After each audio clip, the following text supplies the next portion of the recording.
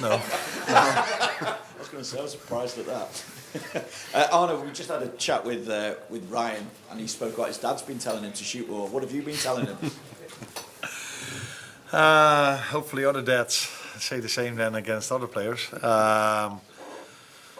What did I tell him? Nothing specific. I didn't tell him to shoot more, but he's been in and around the box a few times more now. But the main thing he needs to do, of course, is set up our attacks and organize the rest defense. But once in a while, he can be a help offensively also, and that's what he's done a few times already this season. And yeah, this weekend he had a little bit of luck because it was a deflection. Because if Ryan has to shoot with his left, I wonder if his dad tells him to shoot with his left. But the deflection meant that it led to a goal. What update can you give us at the moment on Isak, Frimpong and Alisson and their respective recoveries? That they're all three not available for tomorrow. Any timescale as yet? Jeremy and Alisson will both also be not available for Sunday. And with Alex, we have to wait and see. Definitely not starting on Sunday, but Sunday, yeah. But maybe he can be involved in the squad, but he's still not training with the team, so we have to wait and see. After the win over Villa, how pivotal a moment could this be in the season, do you think? Obviously with Real Madrid to come and a place in the top 8 at stake, but also the fact that you've got Manchester City and whether that comes into any of your thinking ahead of this game against Real Madrid. No, the Sunday game is not in my thinking when it comes to the lineup for tomorrow, because there are, I think, 4 days in between where we've had a lot of moments this season where there were only 2 days in between. Like tomorrow, but that is maybe for the first time this season. For the opponent we face, it's the same. So many other times when we only had 2 days rest, we faced a team that had a week rest or 3 days rest or 4 days rest. So for tomorrow, that's exactly the same for both teams. So the lineup for tomorrow will have nothing to do with what happens on Sunday. The good thing is that we won on Saturday, but yeah, that was about time, I would say, for us to start winning a game of football again. And obviously it could be Trent's first return to Anfield. I just wonder, I mean, Ryan said that he's going to give him a hug. What kind of reception will he get from yourself, and what kind of reception do you hope that Anfield gives Trent as well? No, I can only tell you what kind of reception he gets from me. I have great memories on the player and on the human being. He was our vice captain. He was my vice captain last season. I have memories working with him who were only positive. And I have memories when I was watching him in front of the television, which are only positive as well. I can remember multiple great moments of him wearing the Liverpool shirt. So he will get a warm welcome by me. And let's first wait and see if he's on the pitch tomorrow and how our fans will react. I have no clue how that's going to be. But he gets a warm welcome from me, that's for sure. Thank you. Hi Arne, Juan Jawe for Flash Score. Of course it has been a very tough period for the club and the team. I would like to ask you if you could send a message to the Liverpool fans after all the defeats in the last weeks and the win against Aston Villa last Saturday. It would be a message of hope, it would be a message of patience, it would be an apology. What would you like to say to the Liverpool fans? Thank you.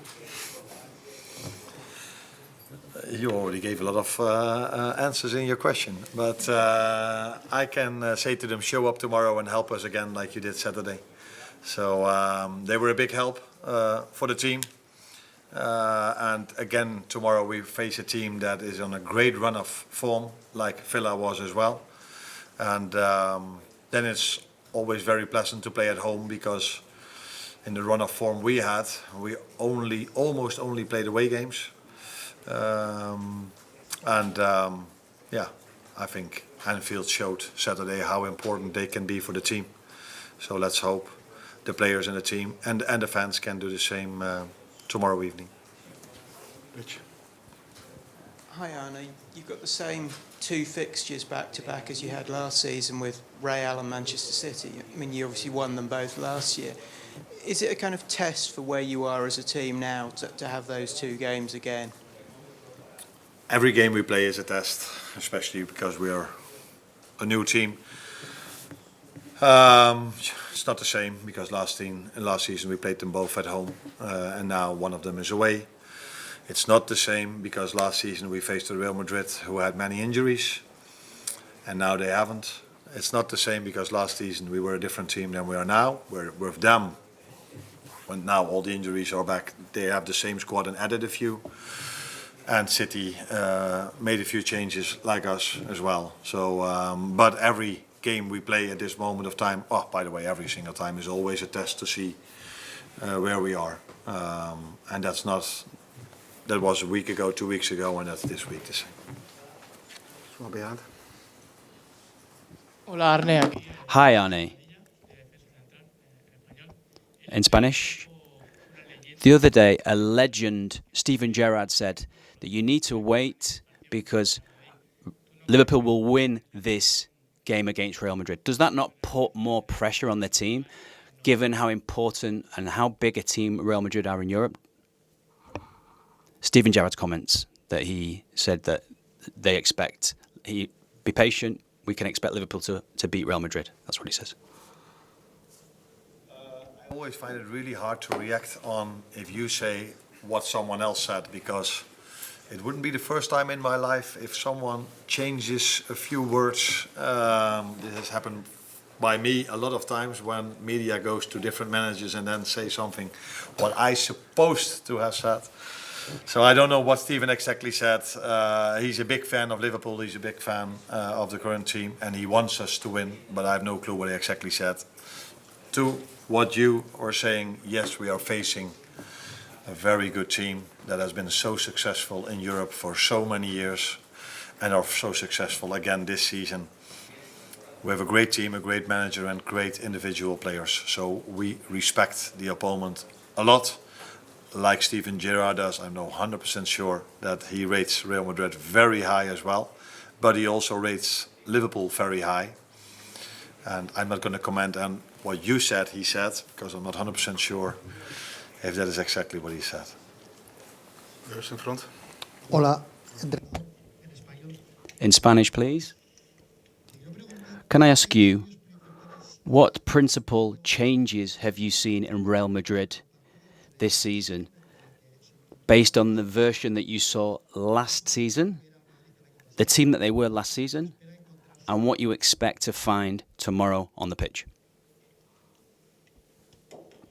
For me, it's hard to compare them this game with last season. I just said it already, because last season when they played here, they had many injuries, and now they haven't, and they kept a lot of the team the same. I see a lot of similarities between last season. Xavi is doing an incredible job at Madrid, but Carlo Ancelotti did the same. He won a lot. They've added a few new players, so that can always influence playing style maybe a little, but I saw last season a very good Real Madrid, and I see that now as well. So they've always been in this competition a big force. I think 15 times semi-finals in the last. I don't even know how many semi-finals or more they've played in the last few years. So very good team, but we are a very good team as well. Hola Arne, en español, aquí. I wanted to ask you about how has Xavi Alonso got his most talented strikers, forward players to defend as well? And what about his legacy here as well, Xavi Alonso? And what type of legacy do you think Xavi Alonso has left here at Liverpool? The first question you shouldn't ask me, you should ask him, because I don't know what he did. And like I said, they were for multiple years with Carlo Ancelotti very successful. You can tell me, but how many Champions League did Carlo won over there at Madrid? Four. That's not too bad. So we can only talk with a lot of respect about his period over there. And Xavi now does very well. They only lost one game, won the rest. So the second question was what kind of impact he had over here. Yeah, he won the Champions League over here. And I can only tell you, because his playing time is quite a long time ago, but I did watch football back then, that he's been very influential in the way he played. But people like Tony, who's sitting next to me, are also very positive about the human being he was over here. So I think everybody talks with a lot of respect about the player he was, but also about the human being he was here in Liverpool. Hi, Arne. You've seen Dominic Szoboszlai excel in plenty of positions this season, but on Saturday against Aston Villa, we saw what he can really bring to that number 10 position. He was dropping deep and helping with the build-up, but also helping in attack, getting shots off and leading the press. I wondered, what's the key to being able to keep those qualities within the team when Florian Wirtz is playing as a number 10? How to keep, sorry, the last? How to keep those qualities of pressing, helping with the build-up, but also affecting the attacking game once Florian Wirtz is playing in 10? But then he plays in a different position. If Florian plays, then he plays in a different position, and he can bring all the things you just said in that other position. Yeah, it may be a bit different if you are playing at 10 or at 8 or at a right fullback, but he's, like you said, I think has been very influential in every game. We've played in every position I've played him. So every game, maybe, how do I say this? Ask different things from a number 10 or from a number 2 or from a number 8, depends on the playing style of the opponent. How important is pressing in a game? I think it was a bit more important against Villa than all the other home games we've played, pressing. But I need to be really careful which words I use. But yeah, he indeed, I agree with you that he played a good game against Villa. Yeah. Just on Florian, obviously he's in the league, I think it's 3 of the last 4 he's started on the bench and come on as a substitute, but it feels like this competition has been where he's maybe played his best football this season. How important is it for him to get a run of games in the Champions League as he sort of tries to find his feet at Liverpool? Yeah, but you can say he started 1 out of the last 4. You can also say he started already 8, 9, 10, 11 games this season. So I've said this quite a lot, not being used as an excuse, but just tell how it is, that many times we've had to play 3 games in 7 days, or only 2 days rest in between, for a player that comes from a different league, which is a very good league, by the way. But I think 9 or 10 people would agree on the fact that the Premier League is a bit more intense, especially in all the games. In the top games are similar, but in all the games. So yeah, then if you look at that, then he already played a lot, and he's had his impact in many games, but has been unlucky with the end product, either by himself or by his teammates.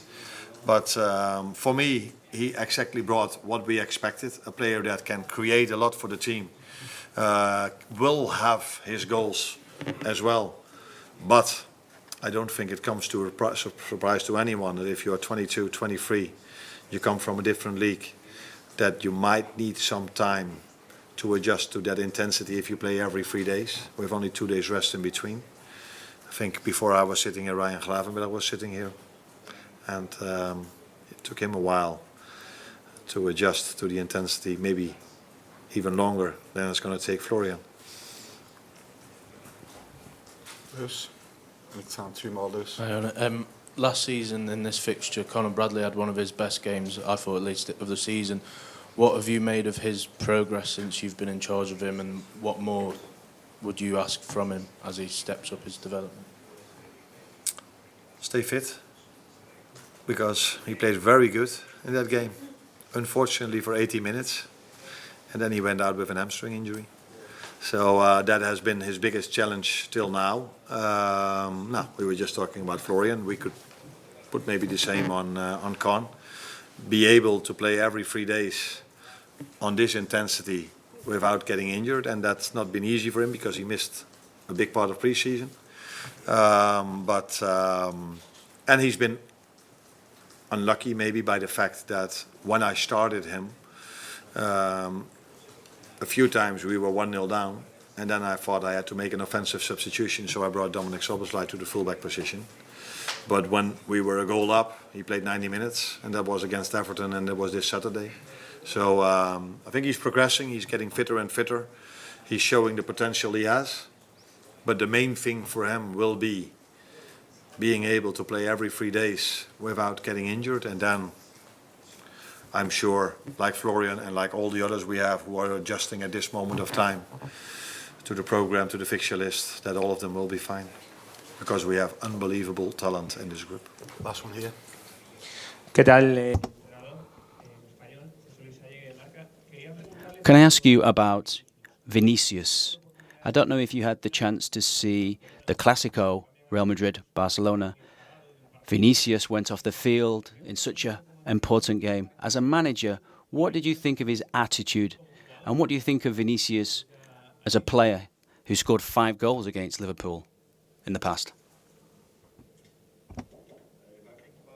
That's not the first thing that comes up to my mind, how his reaction was after he got substituted. It was a fantastic game to watch, with 2 teams that were very strong, with individuals that were very special. And he had a few great moments. I think it was already after 2 minutes where he went one-on-one and was... the referee awarded a penalty which the VAR overturned, but that is one of the things where we have to be aware of. He's lightning fast. His one-on-one, he's very, very, very special. Can take on 2, 3, 4 players. Against Juve, the game they won 1-0. I think he was underloaded in a 5 against 1. There were 5 defenders very close around him, but he was able to still find a position to get his shot off, hit the post, and the rebound went in. So I think we're not the only team that he played against there where he scored against, because he's an unbelievable individual for Real Madrid as long as he's played there. Thank you, everyone. You're welcome.